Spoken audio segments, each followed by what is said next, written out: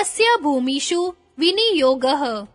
शब्दार्थ तस्य बराबर उस संयम का, भूमिषु बराबर भूमियों में, विनियोगः बराबर विनियोग करना चाहिए। अन्वयार्थ उस संयम का भूमियों में विनियोग करना चाहिए। व्याख्या भूमि से अभिप्राय चित्त भूमि से है और विनियोग के अर्थ लगाने के हैं, अर्थात उस संयम का स्थूल सूक्ष्म आलंबन भेद से रहती हुई चित्त की वृत्तियों में विनियोग करना चाहिए। नीची भूमियों के जीते बिना ऊपर की भूमियों में संयम करने वाला विवेक ज्ञान रूपी फल को नहीं प्राप्त होता।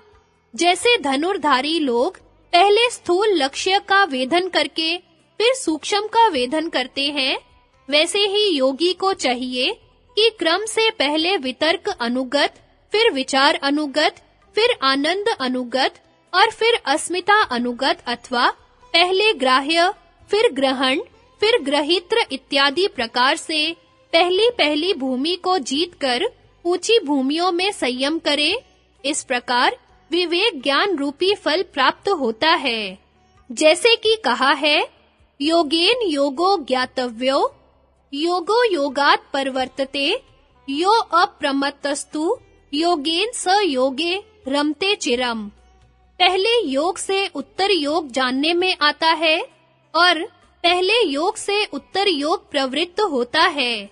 इसलिए प्रमाद से रहित जो यत्नशील अभ्यासी है, वह पहले योग से उत्तर योग में चिर पर्यंत रमण करता है। विशेष वक्तव्य।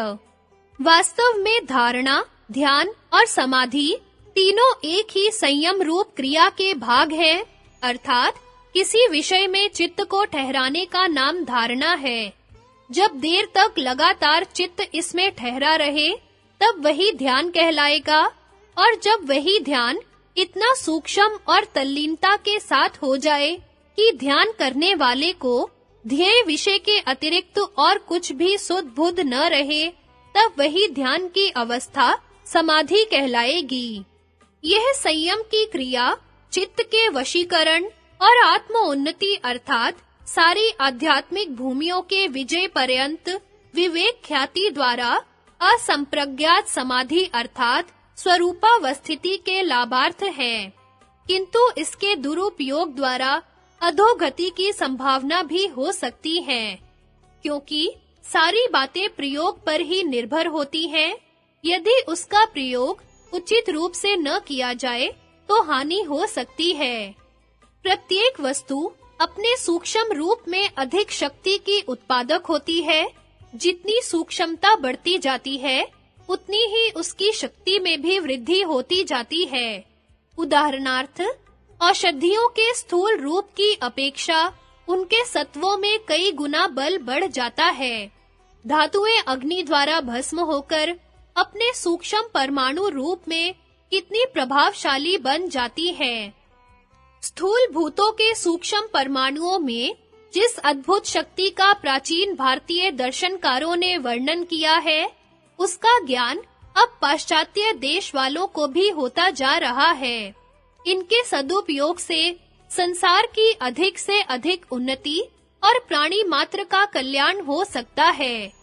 केवल गंधक, पारा, फौलाद तथा रेडियम आदि के सूक्ष्म परमाणुओं से बने हुए परमाणु बम द्वारा सारे अंतरराष्ट्रीय नियमों का उल्लंघन करते हुए हिरोशिमा और नागासाकी नामक जापान के नगरों पर अमेरिका ने जो उत्पात उत्पन्न किया है और युद्ध से सर्वथा असंबंधित लाखों स्त्री, पुरुष, बालक, वृद्ध, निरपराधी नागरिकों तथा करोड़ों प्राणाधारियों का जो प्राण हरण किया है और जो अकथनीय पीड़ा पहुंचाई है, उसका उदाहरण सारे भूमंडल के इतिहास में ढूंढे न मिल सकेगा। संयम को भी इसी प्रकार एक परमाणु बम समझ लेना चाहिए, जिसमें सब प्रकार की अद्भुत शक्तियां हैं। कई स्थानों में इस बात को बतला आए हैं कि स्थूल भूतों की अपेक्षा सूक्ष्म भूत सूक्ष्मतर हैं।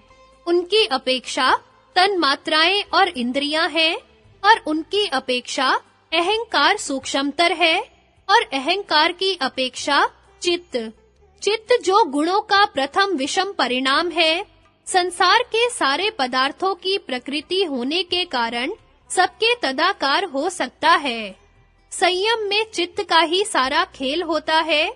हिप्नोटिज्म, मेस्मेरिज्म आदि में एक प्रकार से संयम का ही प्रयोग होता है।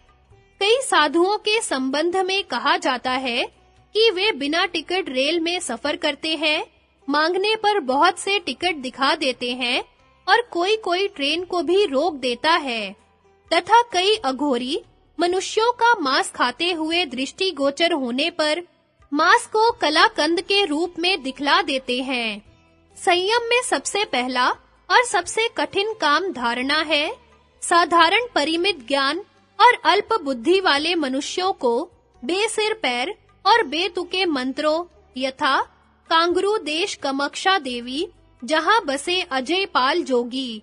अजय पाल जोगी ने कुत्ते पाले 4, हरा पीला काला लाल। इन कुत्तों को डसा न मारे, जोगी अजय पाल की आन। तथा अपरिचित भयानक शब्द यथा ह्रीम, क्लीम इत्यादि अधिक प्रभावित कर देते हैं। इस प्रकार असभ्य जंगली जातियों के कई परिवारों में विशेष मंत्रों के द्वारा विशेष धारणाएं परंपरा से गुप्त चली आती है और वे उस कार्य को उस मंत्र का ही परिणाम समझते चले आते हैं। उदाहरणार्थ, एक बाजीगर तमाशा करने वाला कहता है, आकाश में राक्षसों और देवताओं में युद्ध हो रहा है। मैं देवताओं की सहायता के लिए जाता हूँ।